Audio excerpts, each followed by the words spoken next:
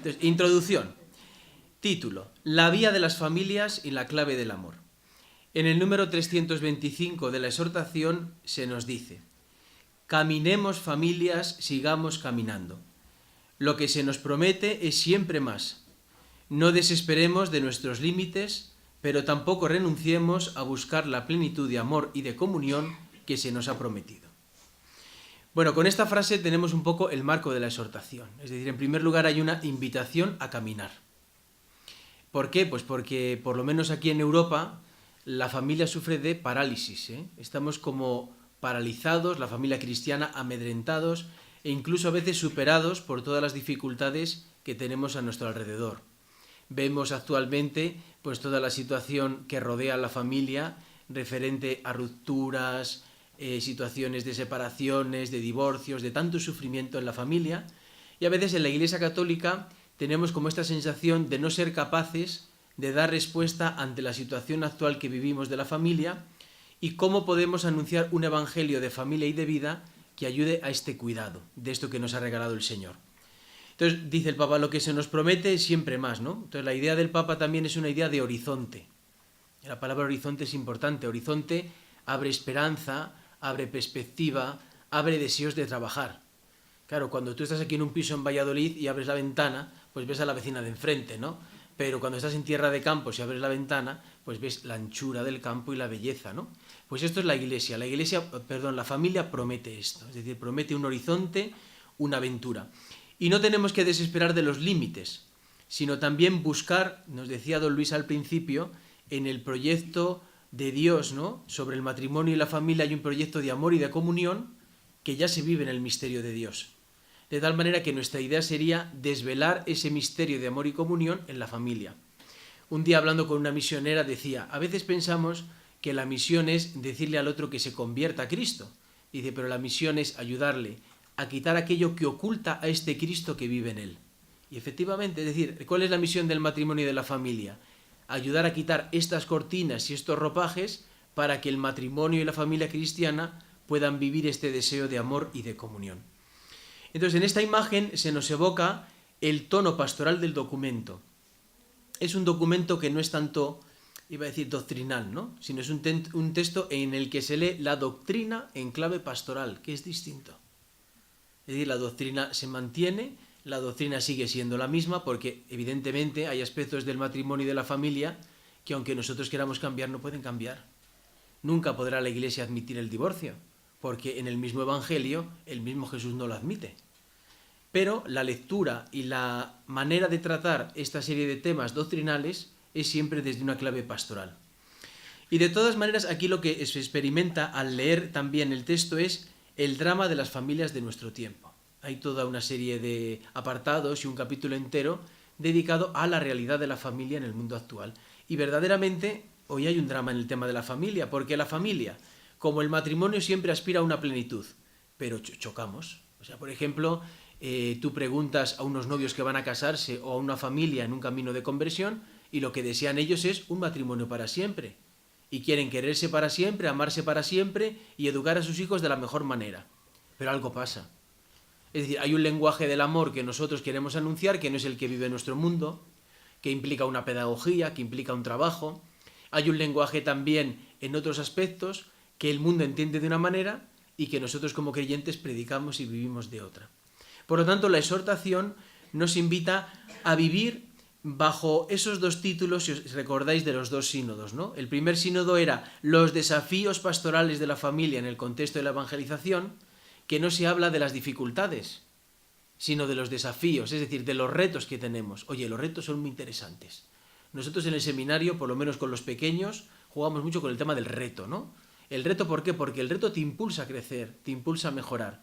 Y en el segundo sínodo el título es Vocación y misión de la familia en la Iglesia y en el mundo. Por lo tanto, la exhortación combina los dos títulos. Por una parte, nos recuerda cuál es la vocación y misión de la familia, porque esto es importante. Si sabes cuál es tu vocación y tu misión, tendrás capacidad para afrontar los retos. Si tú no sabes cuál es tu vocación, es decir, a lo que has sido llamado y lo que te pide el Señor en la vocación que has recibido, qué difícil será poder evangelizar, porque no entendemos muy bien a qué vocación nos debemos o hemos sido llamados. Las dos relaciones finales denominadas Relatio Synodi y Relatio Finales, han servido de base para elaborar el documento papal. El camino sinodal sobre la familia ha tenido un marcado acento pastoral. El título escogido también conecta con la otra exhortación del Papa. ¿Cuál era? Evangelii Gaudium. Es decir, la alegría del Evangelio, la alegría de la familia. Van juntas. De tal manera que ésta habla sobre el amor en la familia. Entonces la Iglesia toma conciencia que entre los numerosos caminos por los que el hombre se acerca a Dios, es el primero y más importante el de la familia. ¿Dónde hemos descubierto la mayoría de nosotros?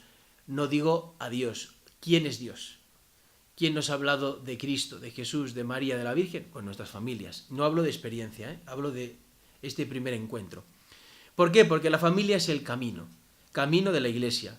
Y es que la cuestión del matrimonio y de la familia también está en juego el presente y el futuro. Cuida en familia, invierte en familia, trabaja con familias y verás el futuro. Cuando a mí hace años me mandaron a estudiar a Roma matrimonio y familia, nos decían: diócesis que invierten en familia, sacerdotes y comunidades que invierten en familia, es la pastoral más agradecida. Es verdad. Porque cuando los matrimonios y las familias toman conciencia de su vocación y de su misión, ellos mismos piden más. No hay que hacerlo, te lo piden. Normalmente estamos siempre pidiendo. Oye, ¿qué va? Si cuando tomamos conciencia de la misión que hemos recibido, surge en nosotros el deseo de decir: esto tan bonito que yo he recibido, se lo quiero comunicar a los demás. Entonces, conviene caer en la cuenta que en todo este camino tenemos que poner la mirada, ¿no?, en dos claves, ¿no?, que sería el horizonte, por una parte la plenitud de la vida, y por otra parte tenemos que ir dando al caminante las herramientas y los pasos para poder hacer el camino, ¿no? Entonces, como que en esta primera idea sería: la exhortación nos abre un horizonte de plenitud, pero para este camino también se nos dan las herramientas. A veces decimos: ¿esto cómo se hace? Bueno, pues en la exhortación hay muchas herramientas para hacer el camino. ¿Qué tenemos que hacer nosotros? Ir obteniendo estas herramientas, ponerlas en camino. ¿Por qué? Pues porque cada momento y cada historia es distinto. No es lo mismo la evangelización en la Edad Media que en esta situación posmoderna que tenemos, o en la época del romanticismo. Y esto siempre en el espacio y el tiempo. No olvidemos aquello que se decía, que no es verdad, que San Agustín lo recoge en una de sus cartas: cualquier tiempo pasado fue mejor. No nos engañemos. El tiempo que tenemos es el que tenemos, y en este tenemos que vivir y evangelizar. Y de nada vale pensar en las rentas del pasado y en lo que fue en otro momento la Iglesia. La situación actual nos propone un futuro que ya debemos ir preparando. Porque verdaderamente el problema de todo esto no es el futuro, sino que por detrás de las situaciones actuales que tenemos se esconde un gran sufrimiento. Por tanto, si hay sufrimiento, ahí tiene que estar la Iglesia. Y la Iglesia está llamada a esta sanación y curación de las heridas que dice la exhortación, en esta clave de misericordia. Si la familia es la raíz de la sociedad, al mismo tiempo los hombres no pueden vivir la familia si no le sostiene una red de relaciones que sean familiares. Una vez don Ricardo, lo ha dicho varias veces, dijo una expresión que a mí se me ha quedado grabada: qué difícil le es a una persona vivir a la intemperie. Y efectivamente, la familia oculta la intemperie. La familia hace que no vivas al raso.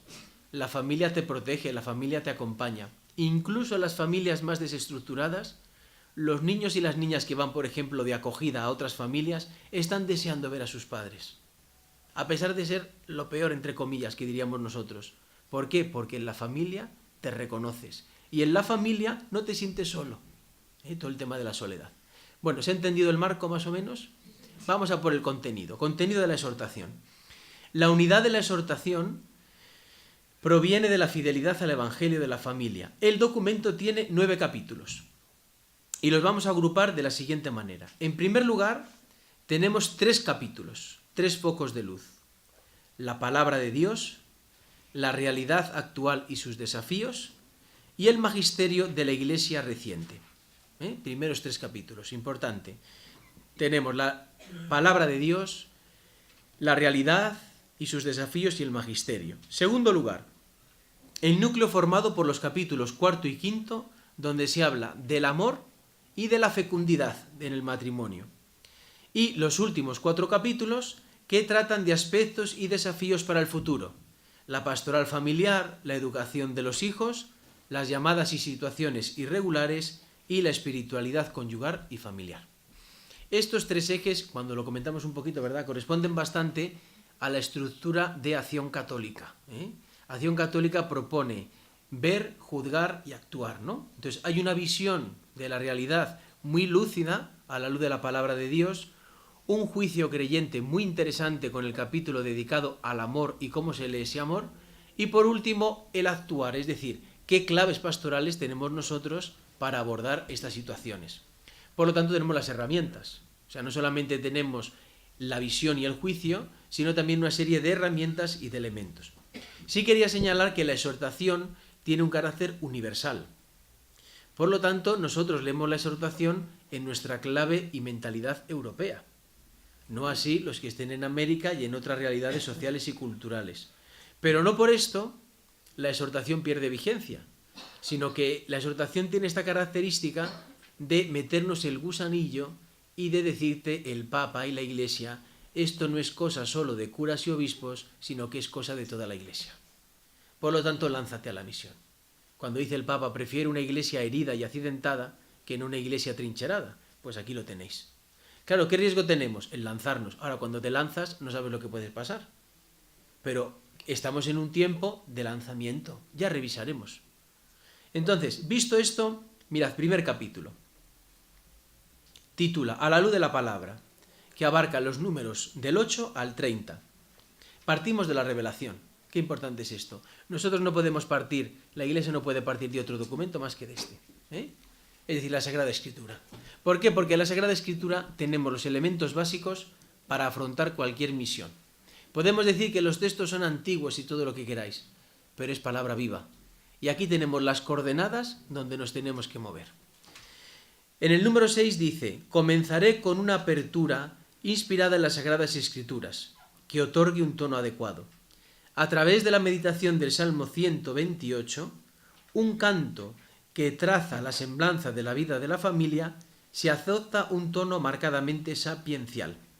Si la Biblia está poblada de familias, de generaciones, de historias de amor y de crisis familiares, la palabra de Dios es buena compañera para toda la familia de todos los tiempos. La contemplación de la historia de la salvación tiene su centro en la familia de Nazaret, presentada como icono. Qué bonito. Es decir, yo nunca lo había leído esto, vamos, o nunca lo había, no es que lo hubiera leído, sino esta clave de interpretación. Si os habéis fijado, si lees la Biblia por completo, la Biblia es un conjunto de historias de relaciones. Relaciones donde se demuestra algo que pertenece al concepto de misericordia. Este año que estamos en el año de la misericordia. La misericordia tiene una primera característica que es alianza. Dios es siempre fiel. Y esto aparece en la Sagrada Escritura. La fidelidad de Dios y a veces los desastres del hombre. Pero cómo, incluso en los desastres y en las ruinas de la vida, Dios rescata al hombre. Entonces, cuando tú lees la Sagrada Escritura, no sabéis el consuelo que tienes.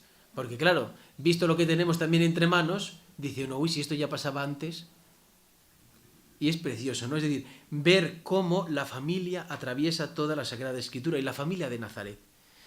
La sabiduría familiar cristiana encuentra en las dos casas que Jesús descubre en el Sermón del Monte, una construida sobre roca, otra sobre arena, una expresión simbólica.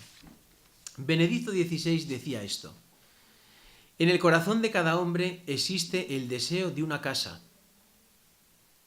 En un corazón joven existe con mayor razón el anhelo de una casa propia, que sea sólida, a la que no solo se pueda volver con alegría, sino también en la que se pueda acoger con alegría al huésped que llega. Es la nostalgia de una casa en la que el pan de cada día sea el amor, el perdón, la comprensión, en la que la verdad sea la fuente que brota de la paz del corazón. ¿Qué os parece esto? Muy bonito, ¿verdad? Es decir, ¿cuál es el deseo que tiene todo joven? ¿Cuál es el deseo que todos tenemos? Construir un hogar, construir una casa. Y esto vale, me decían qué gracioso cuando he entrado, me dicen aquí dos religiosas. Hombre, nosotras venimos a la exhortación aunque seamos religiosas, ¿eh? Hombre, pues es que esto va para todos. ¿Por qué? Porque construir un hogar nos corresponde a todos. Es decir, un hogar que es la familia entendida como la familia de Nazaret, pero también cuando Jesús le preguntan quiénes son mi madre y mis hermanos, ahí emplea el concepto de familia. Familias son nuestras comunidades, vidas religiosas, casas de formación, formamos una familia, ¿no? Entonces queremos construir una casa. Y en la casa tiene que haber, fijaos qué elementos, dice el Papa Benedicto, amor, perdón y comprensión. Así se puede construir. Y el Papa lanza esta pregunta, que la podemos para nosotros. ¿Cómo construir esta casa? ¿Qué quiere decir construir la casa sobre roca? Y la respuesta del Papa fue la siguiente. Es construir la casa sobre Cristo y con Cristo. De tal manera que es construirla sobre el amor crucificado. Claro, esto es interesante. Es decir, nuestras casas no son perfectas. Nuestras casas vienen atravesadas por la cruz. Y la cruz nos acompaña todos los días de nuestra vida. Jesús no te quita la cruz. Pero en un hogar y una casa se viven las cruces, se acompañan y se sostienen. Por lo tanto, la exhortación nos recuerda algo muy interesante que es construir. La familia está llamada a construir. Y dice, la fe no solo se presenta como un camino, sino también como una edificación, como la preparación de un lugar en el que el hombre pueda convivir con los demás.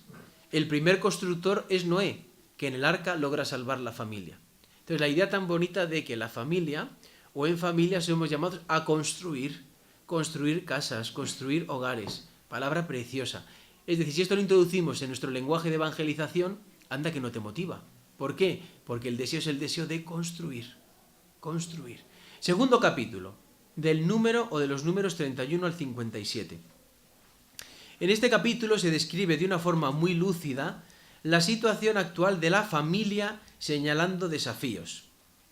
El bien de la familia es decisivo para el futuro del mundo y de la Iglesia.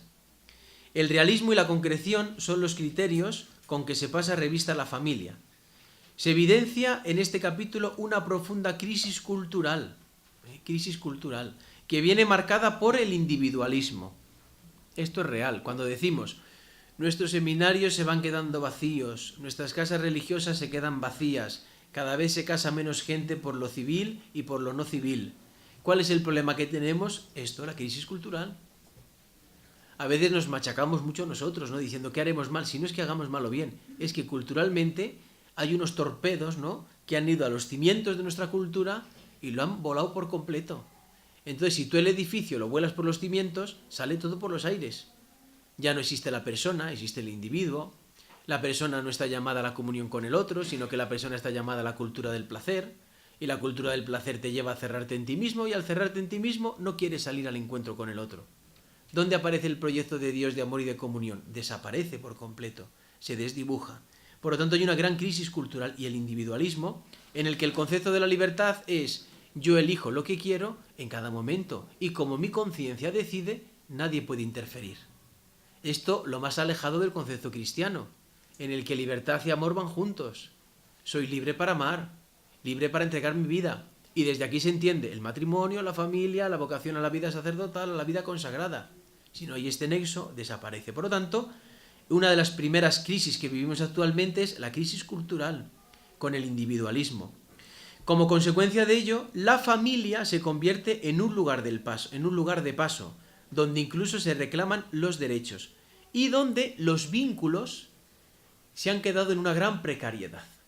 Ya lo hemos dicho alguna vez, lo que dice Bauman, este americano, dice el amor actual es un amor líquido, un amor emotivo, y añadimos, el amor líquido liquida.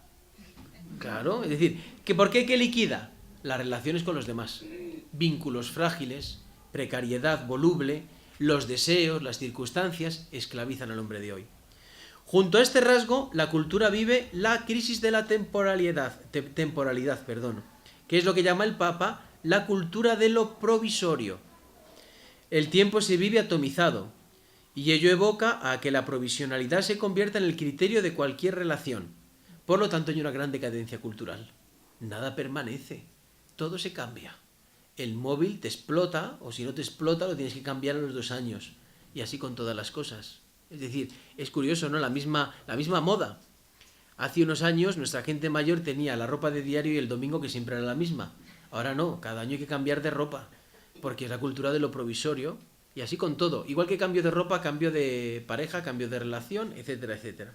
Entonces, ¿cuál es el problema de esto? Pues fijaos, pues que esta interpretación emotiva del amor, ¿qué dificulta o imposibilita? pues la entrega y el don de sí en totalidad. Con lo cual lleva, y vais a estar de acuerdo con esto, a una afectividad que tiene 3 características, que dice el número 41. Una afectividad narcisista. ¿Qué es Narciso? Aquel que piensa en él mismo. Inestable y cambiante. De tal manera que no favorece la madurez personal. ¿Qué dificultades tenemos hoy en día? La inmadurez prolongada a lo largo de los años y de los siglos. Amén, efectivamente. Te encuentras con gente con 40 y tantos años y 50 con una inmadurez alucinante. Ahí lo tenéis. Como consecuencia de ello, en las sociedades europeas, ¿sabéis cuál es el efecto? El derrumbe demográfico. De tal manera que se debilita la fe y la práctica religiosa. La ausencia de Dios en la sociedad genera soledad en las personas, en los matrimonios y en las familias, que es una de sus mayores pobrezas. Índice 0 de natalidad. Pero de abortos ni os cuento. Estamos a la cabeza. Parece una cosa impresionante. Una cultura que mata la vida es una cultura de muerte, no una cultura de vida. Esto lo tenemos hoy en día. Y en el fondo, pues, la ausencia de Dios. Otro desafío de los que se habla en este capítulo 2 es la ideología de género. De esta hemos hablado infinidad de veces, que ya ha quedado superada, O sea, la ideología de género es de los años 60. Ahora estamos ya con el gender, el transgender y el cyborg, ¿no? Es decir, ahora ya hemos llegado al punto de que el hombre queda sustituido por la máquina. Entonces ya te relacionas con un teléfono y con un ordenador, te creas una doble o triple personalidad y se acabó. Para que veáis qué altura estamos, ¿no? Entonces, esto como dice el Papa, además queda todo anidado y unido por algo que socialmente y culturalmente vivimos, que es el relativismo. Ya no hay verdades absolutas, verdades para siempre, sino que cada uno tiene su propia verdad. Relativismo social, relativismo cultural y relativismo religioso. Yo a mí mismo me dicto mis normas y nadie me tiene que imponer nada. Individualismo. Por lo tanto, desde este punto de vista, tenemos, lo que dice el Papa, la colonización ideológica. Hemos sido colonizados ideológicamente y entonces esto evidentemente influye directamente en la familia. ¿Estáis de acuerdo o no estáis de acuerdo? Lo dice la exhortación, pero que tiene razón en lo que dice. Es decir, aquí no es ni de optimismo ni pesimismo, es realismo. Bueno, pues está bien, ¿no? Ahora, lo bueno de la exhortación es que no se queda aquí, ¿no? Sabiendo esto, va el 3er capítulo. Y viene, ay amigos, esto es lo que nos pasa, pero hay una mirada. ¿En quién tenemos que poner la mirada? Dice el capítulo 3, en Jesús. Y titula el capítulo, La mirada puesta en Jesús, vocación de la familia. Entonces, en todo este capítulo, que va del número 58 al 88, se ofrece una síntesis de la doctrina católica sobre el matrimonio y la familia, siguiendo el magisterio reciente de la Iglesia. Cuando la gente dice, es que este Papa Francisco en esta exhortación ha roto todos los moldes, vaya Papa que tenemos, se ha cargado todo lo anterior. ¿Qué va? Para nada, al contrario, estamos encantados porque sigue todo lo anterior.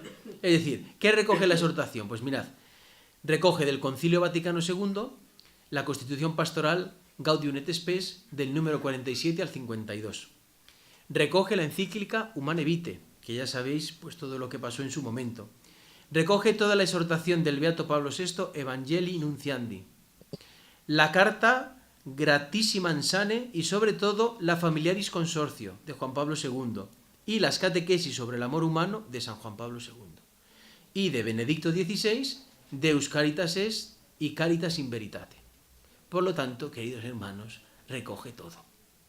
Todo. Es decir, ¿qué hay con todo esto? Pues un empeño por demostrarnos que en la Iglesia hay una preocupación honda y profunda desde hace muchísimos años por el tema del matrimonio y de la familia. Pero curiosamente en este capítulo aparece algo muy bonito y es que el Papa, en esta lectura de todo el magisterio, le da una interpretación querigmática. Ahí vamos al asunto. Es decir, tú el magisterio lo puedes conocer, pero claro, ¿cómo presentas el magisterio? Claro, si tú lo presentas, coges Catecismo de la Iglesia Católica, 1, 2, 3, pues claro, la gente no sigue. Pero si tú utilizas esos documentos para el primer anuncio, es impresionante. ¿Por qué? Porque con todo el bagaje que hemos recibido en una clave de anuncio que sería anunciar que Cristo ha muerto y ha resucitado y que es una ocasión de salvación en la situación de tu matrimonio y de tu familia, entonces el Evangelio de la familia se repropone. De tal manera que el sacramento del matrimonio no aparece ni como convención social, ni como rito externo, ni aparece como imposición de la Iglesia, sino que aparece como un don que se nos ha dado y como un camino de santidad. De tal manera que la referencia es Cristo y la Iglesia. Efesios 5. Este misterio lo remito a Cristo y la Iglesia. Por lo tanto, la familia, siguiendo a Juan Pablo II, es vista como reflejo de la Trinidad. Entonces, pensemos que la formación es muy importante porque nos da los conocimientos, pero tan importante como los conocimientos es anunciarlos en clave querigmática. En medio de tu situación y de tu vida hay una palabra de amor, de consuelo y de esperanza.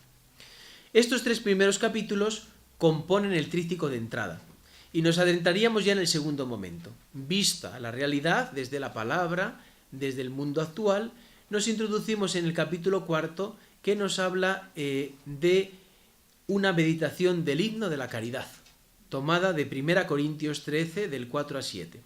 ¿Y qué muestra el Papa aquí? Es la vía de la caridad, el camino para penetrar en el misterio del matrimonio y de la familia. Aquí tendríamos todo un desarrollo imponente, ¿no? Porque, por ejemplo, hablar de la caridad es hablar del amor. Hablar del amor es hablar del amor del Espíritu Santo. De ahí nos vamos a los dones del Espíritu Santo. Unidas a las virtudes y todo, pues vamos, tenemos un conjunto histórico-artístico precioso, ¿no? Es decir, ¿qué es lo bonito de este capítulo?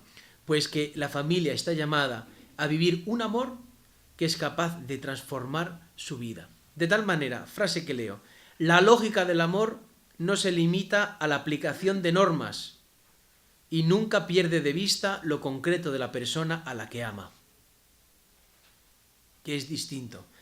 En este himno nos habla de la novedad de la caridad cristiana. Por este motivo algunos exégetas lo han llamado el cantar de los cantares de la nueva alianza. Ya Benedicto XVI, en su primera encíclica, afirmó que este himno resumía todo lo que había querido exponer sobre el amor en la carta. Desde la óptica de la exhortación, únicamente a la luz del verdadero y genuino amor es posible aprender a amar y construir una verdadera morada del deseo. 2 claves.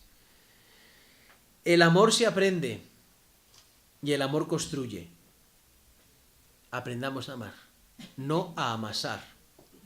A amar, es decir, el amor hay que aprenderlo.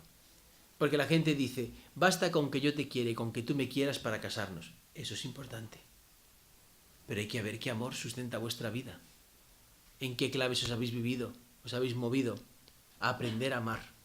Qué importante la pedagogía del amor, que hablará más adelante. Y el amor construye. Si el amor no se vive adecuadamente, el amor destruye.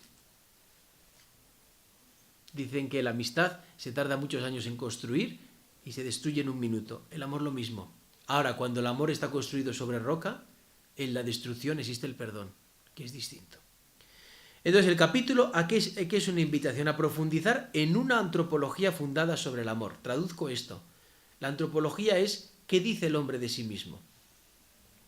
El hombre, como decía Juan Pablo II, solamente se puede entender a la luz de Cristo, porque en Cristo el hombre se plenifica y encuentra sentido a toda su vida y su existencia. Por tanto, en Cristo el hombre encuentra sentido a su vida.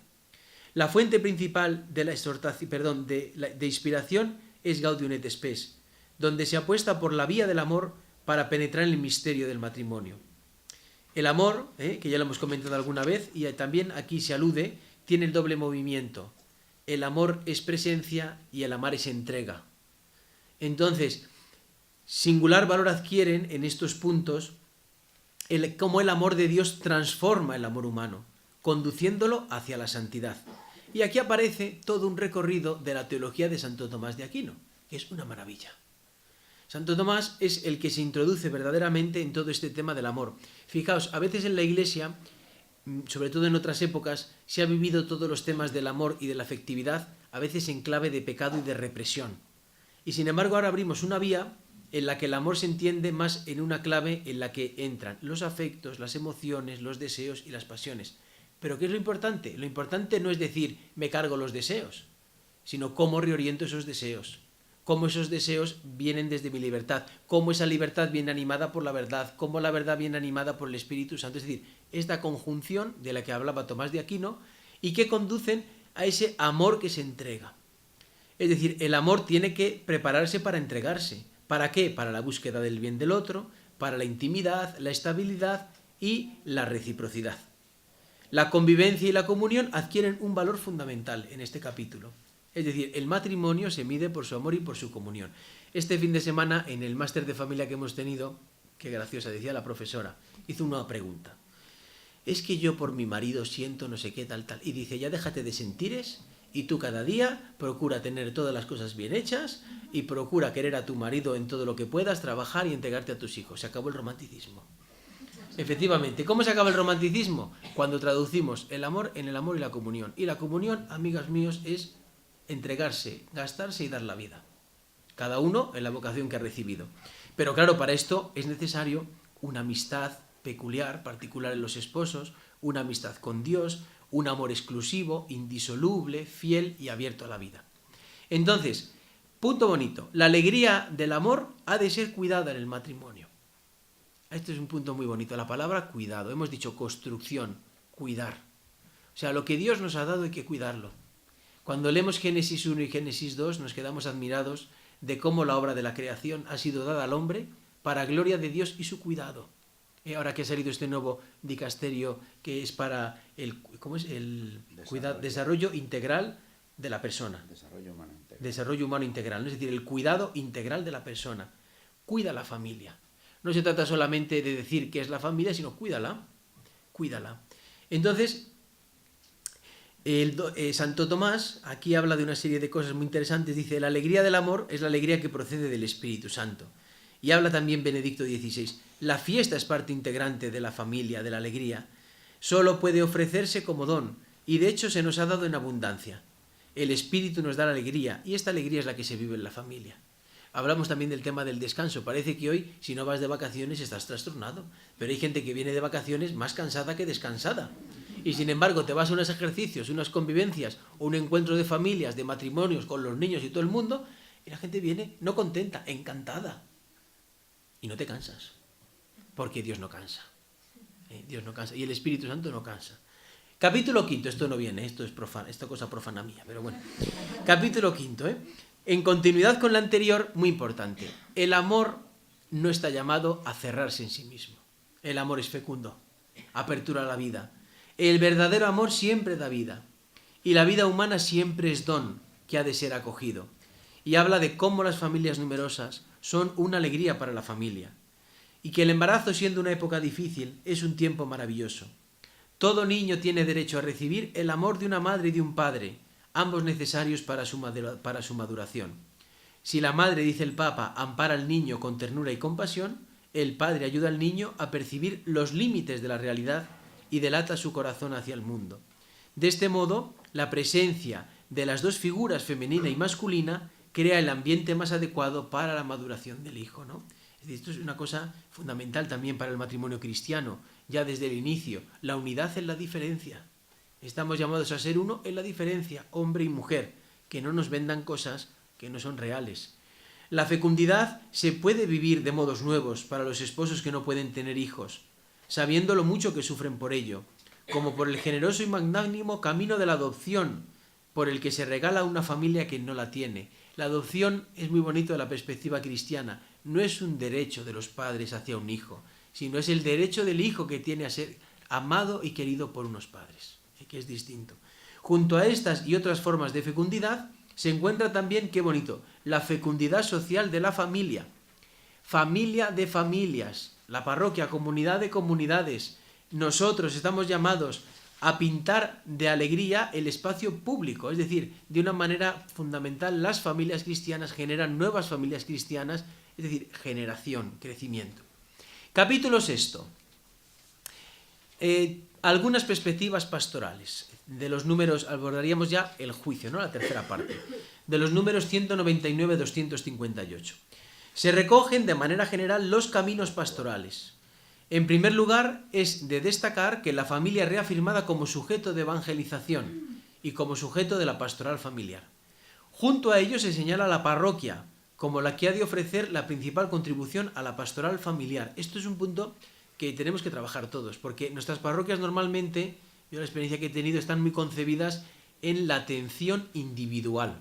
Es decir, atendemos al marido, a la mujer, atendemos al niño cuando va a ser bautizado o cuando va a recibir la comunión, de vez en cuando se hacen escuelas de padres o la confirmación, pero aquí habla de una atención global de la familia, es decir, el acompañamiento a la familia en su conjunto, ¿no? Que de forma natural va dando pasos en la parroquia.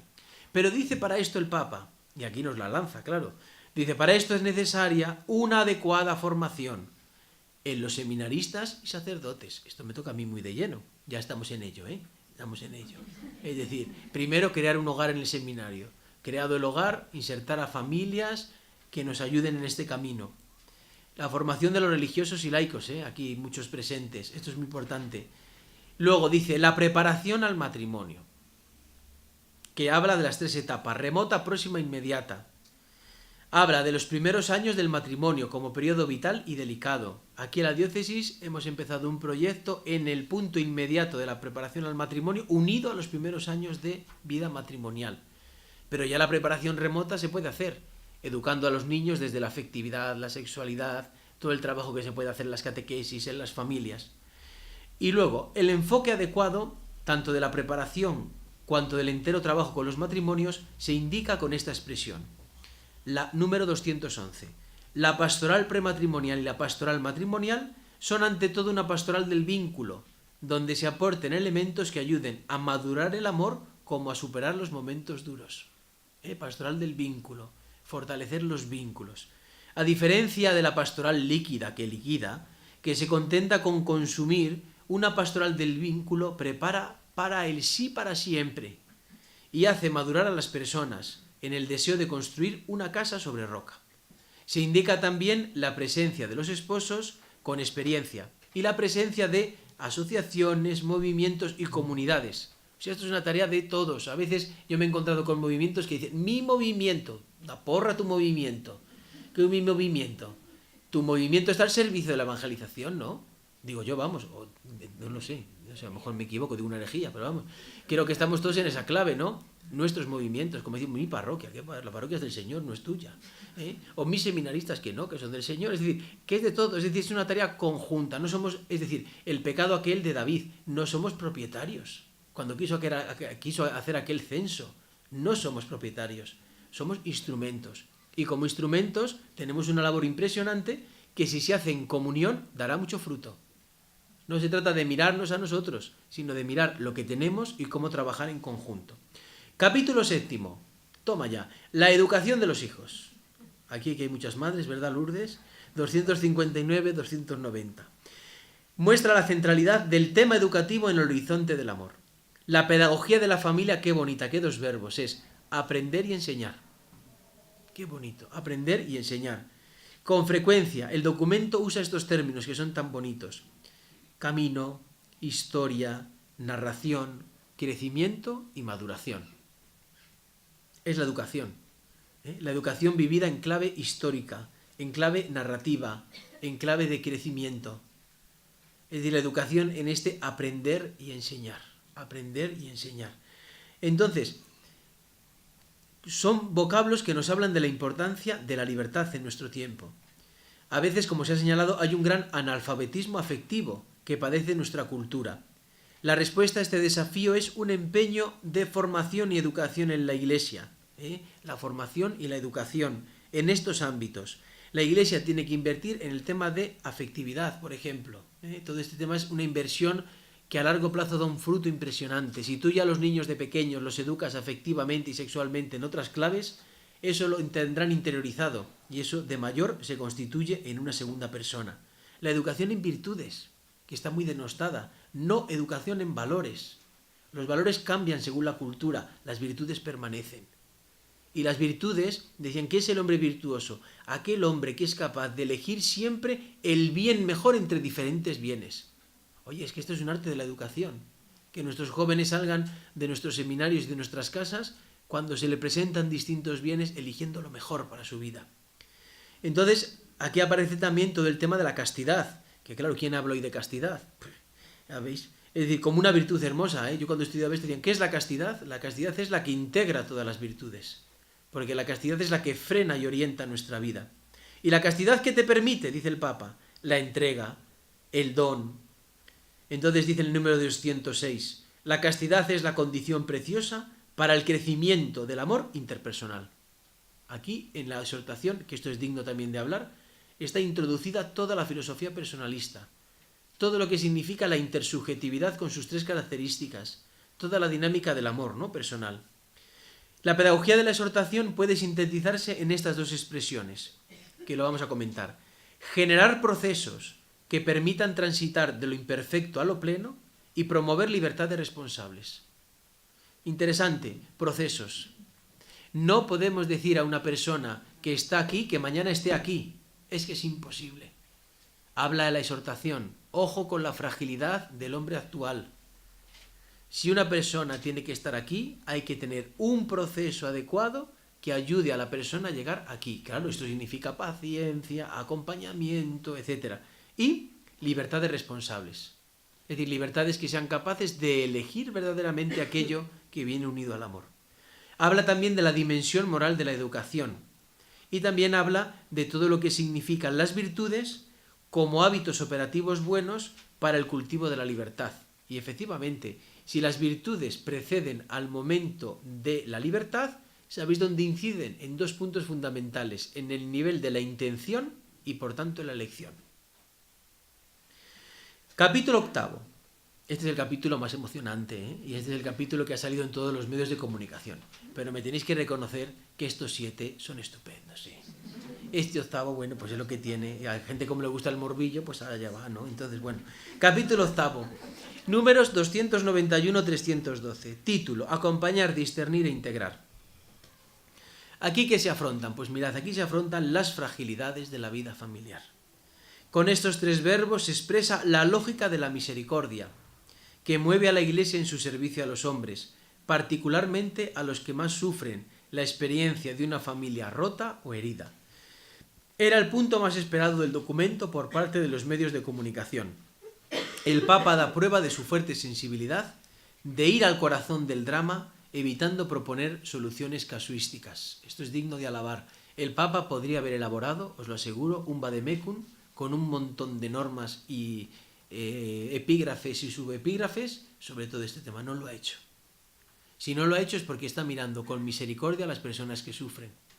Y a veces con el sufrimiento hay que saber tener una óptica de misericordia tan grande para que la persona, cuando verdaderamente encuentra una sanación a esas heridas, ya se le puedan proponer otra serie de cosas.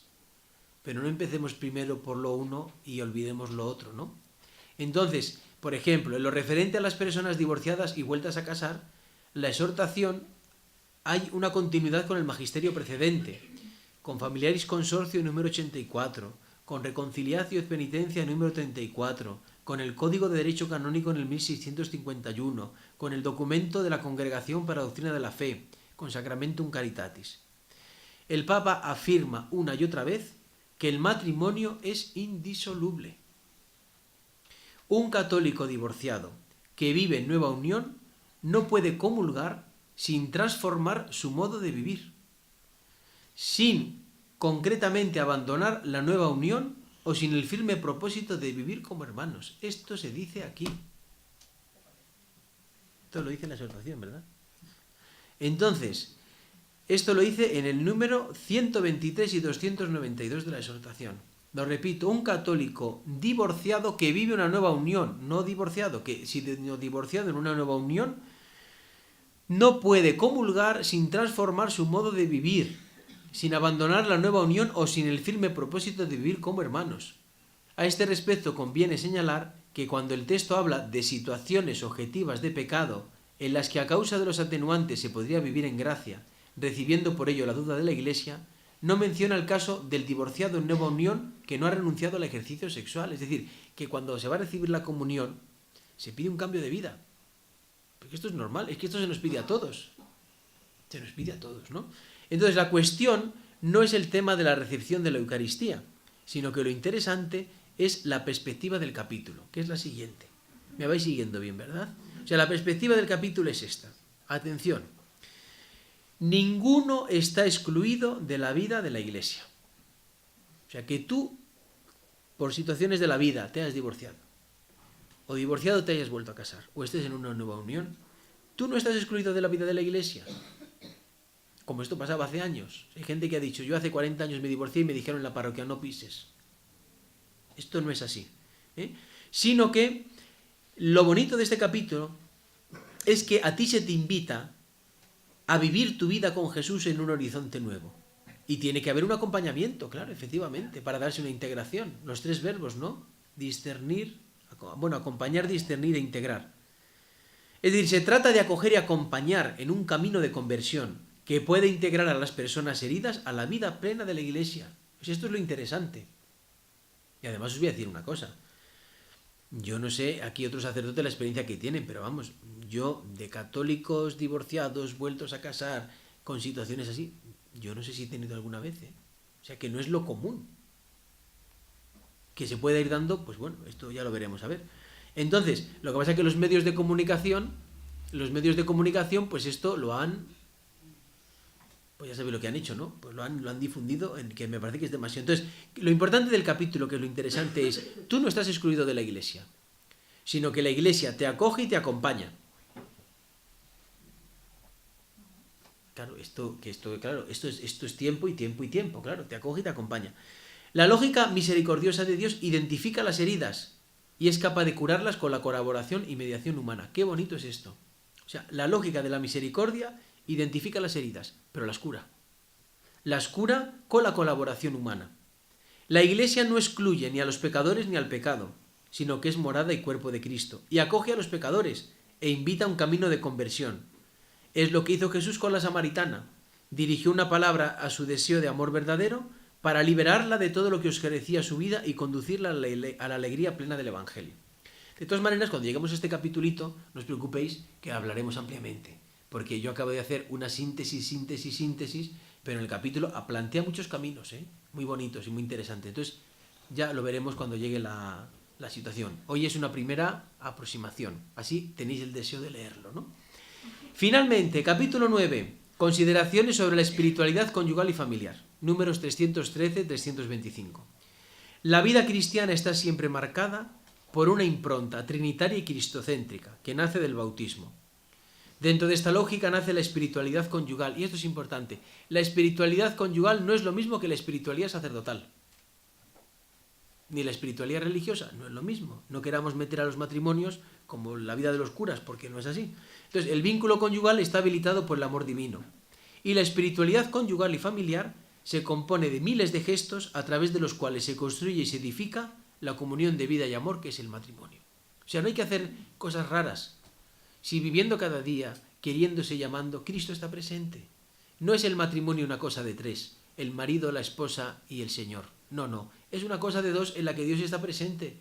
Y Dios fortalece el vínculo, fortalece el amor, lo enriquece a través de los gestos, a través de la oración conjunta, a través de la celebración de la Eucaristía en el matrimonio, en la familia. Ahí está la espiritualidad conyugal, ¿no?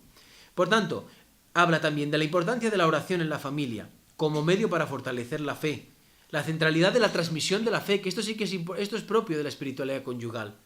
No solamente la oración, sino transmitir la fe a los hijos. La relevancia de la hospitalidad. La familia es el lugar donde se aprende donde se aprende a acoger a los huéspedes. Las familias cristianas siempre han sido familias abiertas, que han acogido a todo el mundo. Familias fraternas. ¿Por qué las familias numerosas? Porque las familias numerosas cristianas, los hijos aprenden a compartir. Y aquí se alienta también a la palabra de Dios. Y una familia cristiana, en su espiritualidad familiar, habla de la apertura a la vida y de su misión educativa y social, como puntos relevantes del capítulo. Bueno, os ha parecido bien, ¿no? Conclusión, porque ya son las 9:03 y hemos dicho que hay 10, se termina. Conclusión, pues mirad, vamos a hacer una pequeña conclusión, a ver qué os parece. Vamos a ver. En este año jubilar de la misericordia, es preciso reconocer que la primera misericordia de Dios con el hombre es la familia.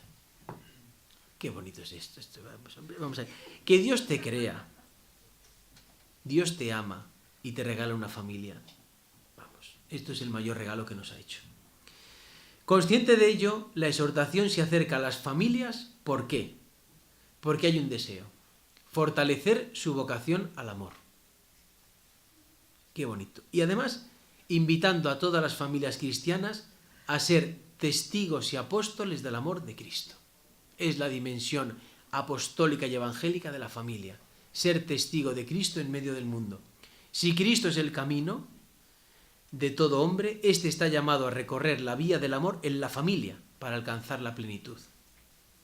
Lumen Fidei afirmaba: el amor mismo es un conocimiento, lleva consigo una lógica nueva. Se trata de un modo relacional de ver el mundo, que se convierte en el conocimiento compartido, visión en la visión de otro o visión común de todas las cosas.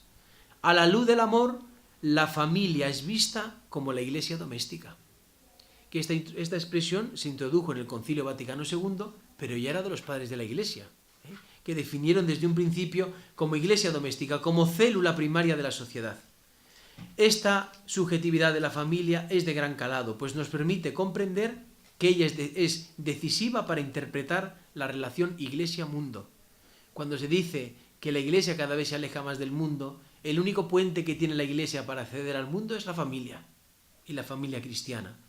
Profundizar en la familia como sujeto eclesial y social permite profundizar en las relaciones, ser hijo, ser hermano, ser esposo, ser padre, ser madre, ser abuelo.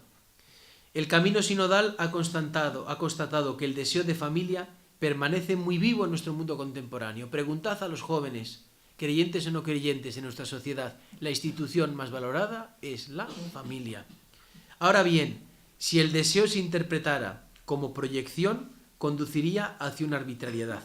Por eso no basta solamente el deseo, necesita un fundamento de un amor verdadero. Y ahí tenemos toda una tarea educativa importante.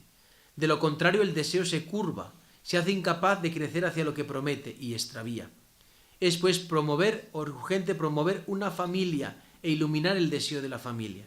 En este sentido, dice la exhortación, hoy más importante que una pastoral de los fracasos es el esfuerzo pastoral por consolidar el matrimonio y así prevenir las rupturas. Es decir, también este esfuerzo tan bonito, consolidar el matrimonio y prevenir las rupturas. Vivimos hoy en las redes sociales, me imagino que lo sabéis, ¿no?, que algunos filósofos han descrito como un no lugar. ¿Qué no lugares tenemos? Aeropuertos, estaciones de tren, centros comerciales, redes sociales, internet. ¿Qué generan? Soledad y uniformidad. Pues son espacios que no nos toman enteros, que no pueden definirse ni como espacios de identidad ni relacionales. Se trata más bien de espacios sin historia, sin identidad. La cultura digital ha multiplicado las posibilidades técnicas, pero se ha tornado cada vez más pobre en las relaciones humanas, en vínculos estables y duraderos, y de este modo se ha hecho más infecunda. ¿Veis la contradicción? Súper avanzados, súper técnicos, pero cuánta pobreza en las relaciones y la incapacidad para relacionarse con los demás. Por tanto, ahí va, el camino de la familia necesita de una morada, de un ambiente apropiado, de un tejido de relaciones donde pueda crecer y germinar el deseo. No hay personas sin personas, matrimonios sin matrimonios, familias sin familias. Por ello es urgente generar una cultura verdaderamente familiar. Como afirmaba San Agustín, quien quiera vivir, tiene en dónde vivir, tiene de dónde vivir. Que se acerque, que crea, forme parte de este cuerpo para ser vivificado. No recele la unión de los miembros, no sea un miembro canceroso que merezca ser cortado, ni miembro dislocado de quien se avergüencen.